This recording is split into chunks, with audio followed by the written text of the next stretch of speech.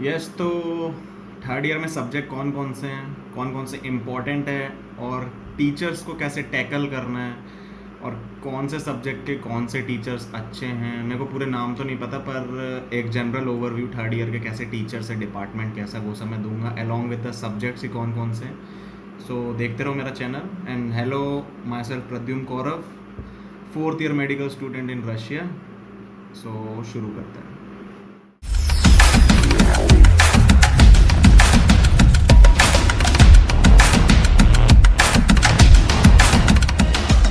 Yes, तो अगर मैं यार थर्ड ईयर की बात करूँ तो रशिया में one of the toughest year बोलते हैं थर्ड ईयर को, क्योंकि एकदम से जहाँ आपके फर्स्ट और सेकंड ईयर ऐसा होता है कि मतलब एक एक सब्जेक्ट, दो दो सब्जेक्ट, तीन तीन सब्जेक्ट मैक्सिमम इतने ही होते हैं। पर थर्ड ईयर में एकदम से आपको जब 7-8 सब्जेक्ट एक साथ आ जाते हैं, वो भी हैवी हैवी, तो इंसान थोड़ा डगमगा जाता है ना। तो उस हिसाब से ऐसे ही हमारे साथ हुआ और सबके साथ ही वैसे ऐसा होता है। तो उसी को लेते हुए आज मैं बताऊंगा सब्जेक्ट्स का। तो यार थर्ड ईयर में पहली बात तो 2 सेमेस्टर हैं, ठीक है, सबको पता ही है इतना, हर उसमें 2 हैं। अब जो आपका फर्स्ट सेमेस्टर है थर्ड ईयर में, ठीक है, उसमें आपको टोटल 4 या 5 सब्जेक्ट रहेंगे, 4 या 3 सब्जेक्ट, मैक्सिमम नहीं रहते। अब इनमें से कुछ सब्जेक्ट जो सेकेंड ईयर से आपके साथ यहाँ आएंगे, मतलब कंटिन्यूएशन में, और दूसरे वो हैं कि कुछ सब्जेक्ट है कि जो सिर्फ इसी सेमेस्टर में चलेगा, और कुछ सब्जेक्ट है जो उसके पूरे साल भर सेमेस्टर में चलेगा, ठीक है। तो उस हिसाब से थोड़ा ज़्यादा पड़ जाता है, तो उसी हिसाब से है पूरा। तो अगर मैं बोलूँ कि यार जो कंटिन्यूशन में सब्जेक्ट है, तो कंटिन्यूशन में आपका सेकेंड ईयर में जो आपका सेकेंड सेमेस्टर से जो आपका माइक्रोबायोलॉजी और वायरोलॉजी स्टार्ट होता है, तो वो यहाँ आप जब थर्ड ईयर में आ जाओगे, तो थर्ड ईयर में आप सितंबर में स्टार्ट कर दोगे, और दिसंबर में आपका इसका एग्ज़ाम हो जाएगा माइक्रोबायोलॉजी का, ठीक है। तो वही है, ये 1 साल चलता है। माइक्रोबायोलॉजी सेकेंड ईयर से स्टार्ट होता है, सेकेंड सेमेस्टर से, और थर्ड ईयर के फर्स्ट सेमेस्टर में आके ख़त्म, ठीक है। सो माइक्रोबायोलॉजी का इतना ही है, आपको पता ही होगा माइक्रोबायोलॉजी की बुक में मैंने सब कुछ बता दी है। फिर दूसरा सब्जेक्ट यहाँ आपका रशियन रहता है, तो रशियन तो चलो हर उसमें रहेगा। फिर तीसरा सब्जेक्ट आपका ये स्टार्ट होता है यहाँ पे, रेडियोलॉजी। रेडियोलॉजी, हाँ, ऐसे इंडिया में तो फोर्थ ईयर में, पर हमारे यहाँ पे रशिया में थर्ड ईयर में डाला जाता है रेडियोलॉजी। काफ़ी अच्छा सब्जेक्ट है यार, और टीचर्स भी बहुत ज़्यादा अच्छे हैं, इतनी अच्छी इंग्लिश। और मैम, उसमें एक मैम है, हम 2-3 टीचर है रेडियोलॉजी में, पर उसमें से एक मैम है वो बहुत अच्छा पढ़ाती हैं। तो वो मेरे को नाम नहीं पता यार, क्योंकि भूल गया हूँ मैं नाम, सबके इतने सारे नाम होते तो मेरे को सही में अभी याद नहीं रहते। फर्स्ट सेकंड ईयर में तो तभी टीचर्स के नाम याद रह जाते हैं, अब बहुत सारे हो जाते हैं तो भूल जाता हूँ मैं भी टीचर्स के नाम। तो मैम है वो बहुत अच्छी है, तो मैं मतलब डिपार्टमेंट ही अच्छा है पूरा रेडियोलॉजी का, तो ऐसी कोई दिक्कत जाएगी नहीं।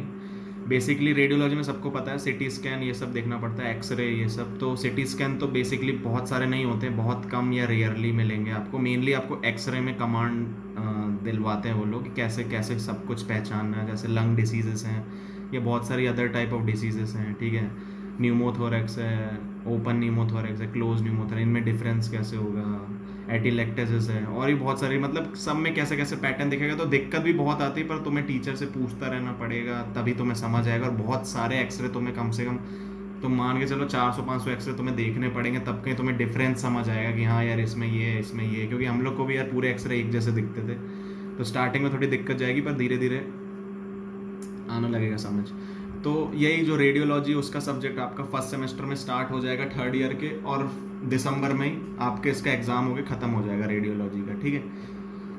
तो इसमें कोई ऐसी दिक्कत आएगी नहीं आपको रेडियोलॉजी में, ठीक है। देन आपका फर्स्ट सेमेस्टर में जो थर्ड ईयर का है, उसमें आपका यहाँ पे path physio, pathology, pathological path physio, pathological path physio नहीं, पैथ फिजियो ही बोल सकते हो। मतलब पैथोलॉजी में, जैसे इंडिया में ना, पैथोलॉजी ऐसा सब्जेक्ट है जहाँ पे आपको डिसीजेस के बारे में मेन बताया जाता है, ठीक है, जितनी डिसीजेस है। अब यहाँ वहाँ पे इंडिया में सिर्फ एक सब्जेक्ट है, पैथोलॉजी, और यहाँ पे इन लोगों ने 2 में डिवाइड कर रखा है, पैथ फिजियो और पैथ एनाट, ठीक है।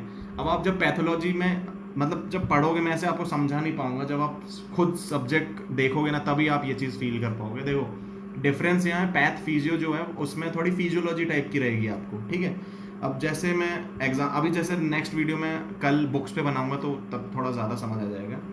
होता क्या है, पैथ फिजियो में आपको मेन मतलब कोई भी डिसीज़ है, तो उसका यार क्या बोलते हैं, हाँ कोई भी डिसीज़ है तो उसका मेनली मैकेनिज्म कैसे, मतलब कैसे अफेक्ट कर रहा है बॉडी को, उसका कंपनसेशन, मतलब नॉर्मल वे में बॉडी कैसे रिएक्ट करती है उस चीज़ को, और जब डिसीज़ हो जाता है तब कैसे रिएक्ट करती है, तो वो आप पैथ फिजियो में पढ़ोगे। तो वो आप अपने फिजियोलॉजी जो आप सेकेंड ईयर में पढ़ोगे उससे काफ़ी कुछ लिंक कर सकते हो। और इनकी थोड़ी पैथोलॉजी अलग टाइप की यार, ठीक है, जैसे इंडिया में वैसी नहीं है, मतलब है उसी टाइप की, वो मैं नहीं बोल रहा हूँ, पर मेरे को थोड़ी डिफरेंट लगी। जैसे तुम जो बुक में पढ़ोगे ना उनसे थोड़ा डिफरेंट रहेगा इनकी, मतलब स्टेजेस हो जाते हैं, जैसे कोई भी डिसीज़ के स्टेजेस होते हैं ना, तो इनके में थोड़ा अलग मिलेगा, और अपनी जो हम बुक इंडियन बुक पढ़ते हैं उसमें थोड़ा अलग मिलता है, तो उसमें पैनिक होने की ज़रूरत नहीं है, ठीक है भाई, उसमें पैनिक होने की ज़रूरत नहीं है। आप धीरे धीरे मतलब अपनी बुक से खुद पढ़ लेना, पर इनका मटेरियल भी आपको पढ़ना पड़ेगा। मेनली मैं जो अभी थर्ड ईयर में आएंगे स्टूडेंट सेकंड ईयर से, उनके लिए मैं मेन बता रहा हूँ। तो थोड़ी पैथ फिजियो में आपको लगेगा कि यार ये तो हम फिजियोलॉजी में पढ़ चुके हैं, तो इसलिए मैं बोल रहा हूँ कि मतलब फिजियोलॉजी से कोरिलेशन में चलना, ठीक है। तो पैथोलॉजी में वही पैथ फिजियो और पैथ एनाट। अब पैथ एनाट में क्या पढ़ते हैं, ये एनाटमी नहीं होती है। पैथोलॉजिकल एनाटमी में भी आपको पैथोलॉजी पढ़नी पड़ती, पर मेनली ये है कि कोई डिसीजेस में, अब जैसे कोई भी डिसीजेस है तो अपनी इंडियन बुक देखोगे तो उसमें डिसीज का क्या होता है, डिसीज पूरा लिखा रहेगा और उसके नीचे मॉर्फोलॉजिकल कैरेक्टरिस्टिक दिखेंगे। अब मॉर्फोलॉजिकल कैरेक्टरिस्टिक्स वो होते हैं कि आप जब हिस्टोलॉजिकल स्लाइड्स या एग्जामिनेशन में जब देखते हैं, जैसे कोई भी डिसीज है, जैसे मायोकार्डियल इन्फ्रैक्शन ले लो, मैं हार्ट का ही हरदम एग्जाम्पल देता हूँ, ठीक है। इस्कीमिया या मायोकार्डियल इन्फ्रैक्शन आपने सुना होगा। अब डिसीज, अब सबको पता है कि कैसे होता है, ऑक्लूजन हो जाता है, स्टेनोसिस हो जाता है, कोरोनरी आर्टरी की तो ब्लॉकेज हो जाता है, तो ऐसे ऐसे हो जाता है। अब उसमें आपको अब ये आपका जो मैंने बताया कि स्टेनोसिस हो जाता है, ऑक्लूड हो जाती है वेसल, ये आपका पैथ फिजियो का पार्ट हो गया, ठीक है। ये सिर्फ आप वहाँ पढ़ोगे, उसके मैकेनिज्म पढ़ोगे, अच्छा ये स्टेज है, ये सब पढ़ोगे, पर कैसा दिखता है वो एक्चुअली, जब एक पैथोलॉजिस्ट उसको स्लाइड में पहचानेगा कैसे, तो वो आप पैथोलॉजिकल एनाटमी में पढ़ोगे। कि आप जब हिस्टोलॉजी में देखोगे, मतलब वो अगर हार्ट में मायोकार्डियल इन्फ्रैक्शन हो गया, आपने हार्ट लिया, तो बेसिकली वो दिखेगा कैसे, तो आप उसमें मतलब देखोगे कि स्कारिंग है, अब जैसे स्ट्राइशंस हैं। अब इसमें भी पैथोलॉजिकल एनाटमी में जो आपको जो मॉर्फोलॉजिकल कैरेक्टरिस्टिक है ना, वो आप जैसे रॉबिन्स पढ़ते हो, तो रॉबिन्स में आपको नीचे क्या बोलते हैं, ऑरेंज रंग का टेबल मिल जाएगा, टेबल नहीं एक बॉक्स टाइप का, उसमें पूरे रखे रहते हैं, तो वही एक छोटा पार्ट रहता है पैथ एनाट में। साथ में आपको डेफिनेशन ये सब भी बोलना पड़ता है, तो उसमें देख लेना, कर लेना, ऐसी कोई दिक्कत नहीं आएगी। पर इसमें बस वही है, और मेनली टीचर्स आपसे यही पूछते हैं मैक्रोस्कोपिक एंड माइक्रोस्कोपिक कैरेक्टरिस्टिक। तो मैक्रोस्कोपिक में क्या होता है, जो आप एक्चुअली अपने आँख से देख सकते हो वो आपको बताना पड़ेगा। जैसे एमआई में आप क्या देख सकते हो, उसकी स्कारिंग अगर लेट फेज है ना, तो सफ़ेद रंग का दिखने लगता है स्कारिंग, या कैसा भी है, फिब्रिनोजन कोलेजन जो भी है, मैं एग्जांपल बस दे रहा हूँ, जो भी बढ़ता है वो आपको बताना पड़ेगा। हार्ट अगर एनलार्ज हो रहा है वो बताओ। और माइक्रोस्कोपिक में कि माइक्रोस्कोपिक सेल में क्या चेंजेस दिख रहे हैं, कि सेल डेड हो रहे हैं, कि कार्डियोमायोसाइट में हाइपोक्सिया हो गया है, ठीक है। तो इस टाइप की आपको कैरेक्टरिस्टिक देने पड़ते हैं उसमें, ये टीचर्स को बताना पड़ता है। और भी चेंजेस बहुत सारे रहते हैं, ये मैंने बहुत बेसिक में बताया, ऐसे बहुत सारा रहता है। हर एक डिसीज़ के मैक्रो और माइक्रोस्कोपिक आपको बताना पड़ता है टीचर्स को, ठीक है। डिपार्टमेंट की बात करूँ तो दोनों के डिपार्टमेंट बहुत अच्छे हैं। पैथ एंड आर्ट में सब टीचर्स को इंग्लिश आती है, दिक्कत ऐसी नहीं आएगी। और तुम जो बोलोगे उस पर वो लोग मतलब ऐसा नहीं बोलेंगे कि नहीं ये नहीं है, ये सब नहीं। अच्छा है। अब हम लोग का तो वो था, क्या नाम है यार, टीचर का नाम ही भूल गया मैं, वही है ना, मैं टीचर का नाम भूल गया। अरे मोटे से हैं जो पैथ एंड आर्ट में, दो मोटू टाइप के टीचर हैं, वो दोनों अच्छे, और एक मैम है वो भी अच्छी है, ऐसा कोई तुम्हें दिक्कत नहीं आएगा। और पैथ फिजियो में सरे चेवा यार, जिसको मतलब उस बंदी ने ना, वो टीचर ने सबकी इतनी बुरी मार रखी है ना, वो तुम्हें खुद ही पता चल जाएगा जब तुम आओगे। तो सरे चेवा तुम लोग को ना ही मिले तो अच्छा है, और अगर मिलती भी है तो भाई पैथोलॉजी में फिर तुम मास्टर बन जाओगे, ठीक है।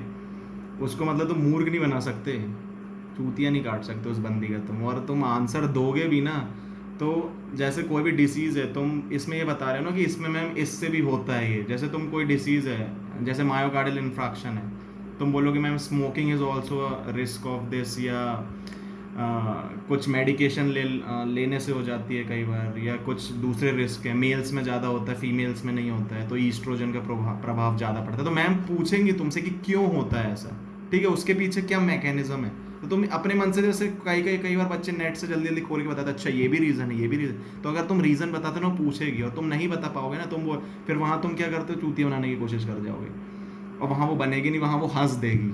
सबसे बड़ी दिक्कत उस मैम के साथ, सरेचेवा मैम है, यूलिया सरेचेवा नाम है मैम के साथ, वही है, कुछ भी बोलते वो हंस देती है। और भाई मेरे को तो बड़ा खौफ था उस टीचर से, बहुत ज़्यादा पैथ फिजियो में। तो डिपार्टमेंट बहुत अच्छा है, ऐसा दिक्कत नहीं है, पर वही मैम है जो सबसे अच्छा पढ़ाती हैं, ठीक है, वही मैम है जो सबसे अच्छा पढ़ाती है और सबसे अच्छा पेलती भी वही बुरी तरह से। तो उस टीचर से थोड़ा बच के रहना, अच्छे से बता रहा हूँ मैं। और डिपार्टमेंट बाकी दोनों ही अच्छे, रेडियोलॉजी का भी डिपार्टमेंट अच्छा है। देन आपका अब ये सब्जेक्ट आपके थर्ड ईयर में मेनली पूरा ही चलता है, मतलब फर्स्ट सेमेस्टर, सेकंड सेमेस्टर, और इसके बाद आपका सेकंड सेमेस्टर के एंडिंग में एग्ज़ाम होंगे थर्ड ईयर में, ठीक है। दोनों को बता दिया मैंने, path physio, path and art. अब यहाँ पे थर्ड सब्जेक्ट फर्स्ट सेमेस्टर के से मैंने वो वही बताया, रशियन रहेगा आपको, माइक्रोबायोलॉजी जो कंटिन्यूशन में है, और रेडियोलॉजिकल डायग्नोसिस, इन्हीं के सिर्फ। और रेडियोलॉजी उसका सिर्फ जांचोद होता है, एग्जाम नहीं होता, सिर्फ आपका माइक्रोबायो का ही एग्जाम होगा, बाकी किसी का नहीं रहेगा। मेन थोड़ा सेकेंड सेमेस्टर में ज़्यादा बढ़ जाता है, ठीक है। अब फर्स्ट सेमेस्टर में जो कंटिन्यूशन, फर्स्ट सेमेस्टर के जो मेन पूरे साल भर के सब्जेक्ट है वो ऐसे ही 4 हैं, जो जिनमें से पहला पैथ एंड आर्ट है, पैथ फिजियो है, तीसरा इंटरनल मेडिसिन है, ठीक है। अब इंटरनल मेडिसिन या इंटरनल डिसीज तुम जो मान लो उसको, ठीक है। इंटरनल मेडिसिन अगर आप देखोगे इंडिया में तो हैरिसन है, और हैरिसन को कौन नहीं जानता, वो तुम नेट में जाके सर्च कर लेना हैरिसन, मतलब खौफ है उस बुक का, ठीक है, वो बुक है वो हैरिसन। तो उतनी बड़ी बुक अभी पढ़ने की ज़रूरत नहीं, क्योंकि इंटरनल मेडिसिन आपकी पूरी तरीके से नहीं आई हुई होती, उसके कुछ पार्ट्स आए हुए होते हैं, ठीक है।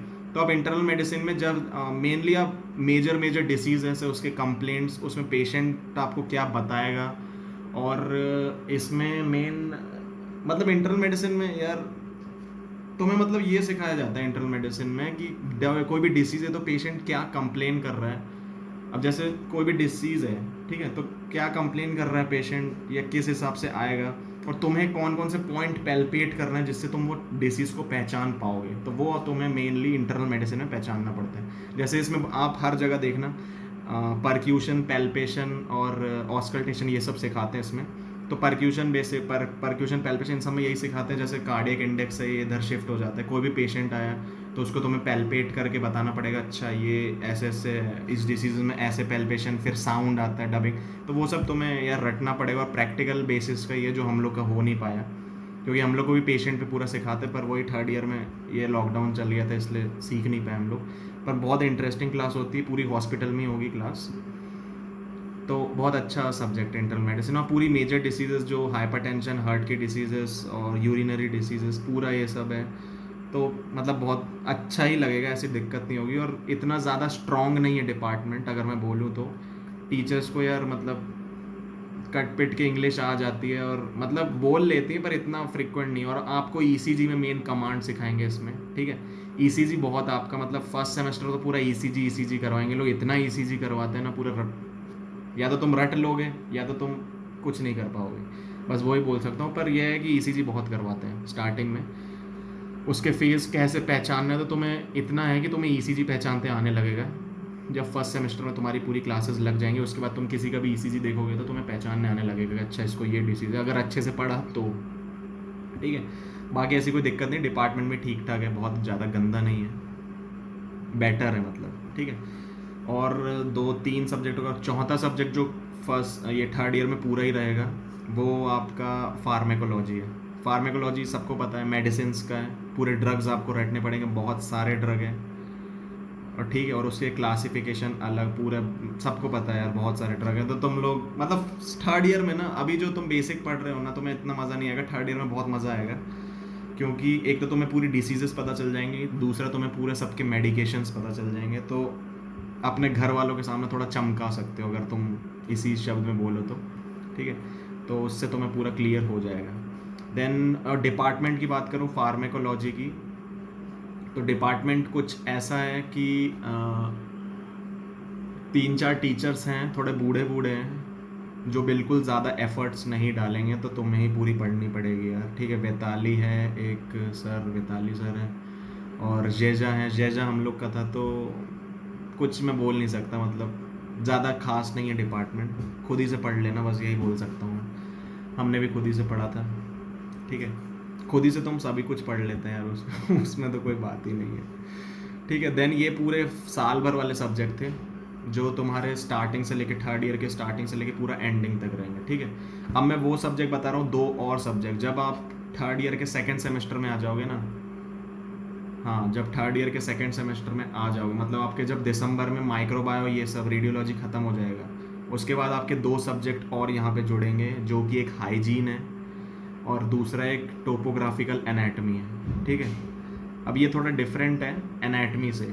अब जो हाइजीन है आपका, हाइजीन आपने देखो सुना होगा, हाइजीन इंडिया में जैसे पीसीएम सब्जेक्ट लगता है।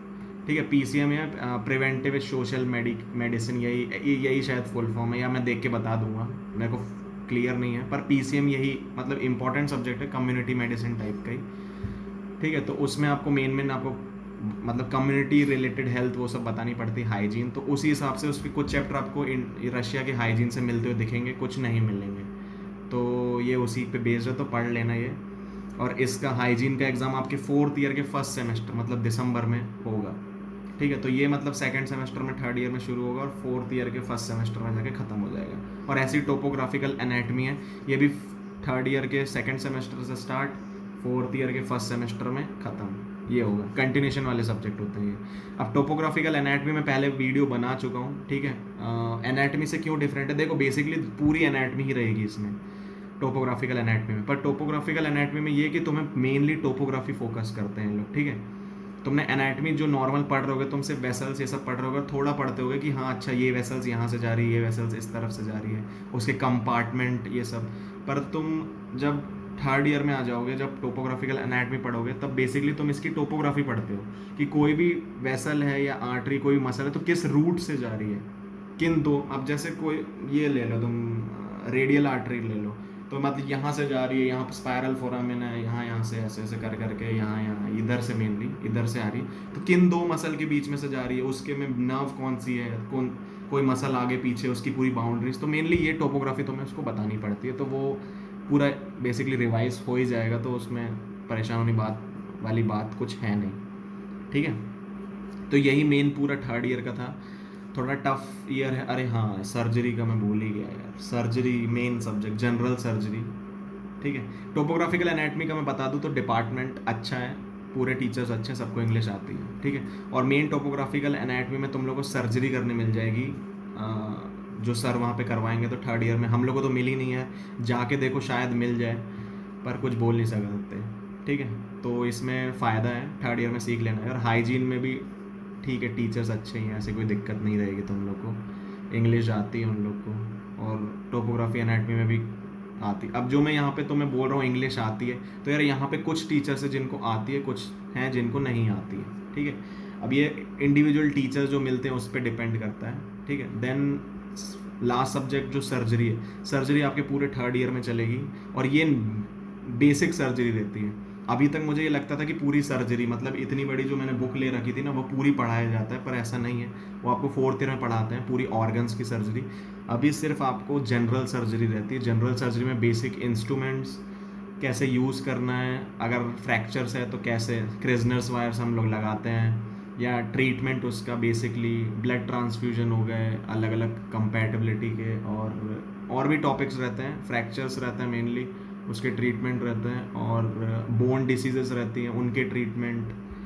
ठीक है, लैप्रोटोमी, ये सब बहुत सारी चीज़ें रहती हैं जनरल सर्जरी में भी, तो ये सब आपको बेसिकली सीखना पड़ता है और करने भी देते हैं। ठीक है, उसकी दिक्कत नहीं है। टीचर्स में बोलूँ, अभी तक रशियन में थे यार इस साल, पर इंग्लिश के लगाए थे, पर हम लोग को इंग्लिश टीचर नहीं मिला था तब भी, फैक्ट मैं बता रहा हूँ, जो टीचर हम लोग को मिला था वो खुद स्टूडेंट था। हम लोग को दुकेश सर मिले थे, वो भी मतलब स्टूडेंट था, वो शायद वहाँ पे पोस्ट ग्रेजुएशन कर रहा था। कई बार तो हम लोग की क्लासेस लगती थी, वो अपनी क्लासेस में रहता था भाई वो सर, ये हाल था। मतलब वो खुद अब सर्जन की ड्रेस पहन के कोई जगह बैठे रहते थे जहाँ बच्चे दिखते थे हम लोग को, तो हम लोग की आधी अधूरी क्लास हुई, तो जनरल सर्जरी भी हमने अपने हिसाब से पढ़ी, तो कुछ बोल नहीं सकते क्या हाल है सर जनरल सर्जरी का, तुम्हें कैसा मिलता है, क्या एक्सपोजर रहेगा, कुछ नहीं बोल सकता, पर खुद से पढ़ने की कोशिश करना।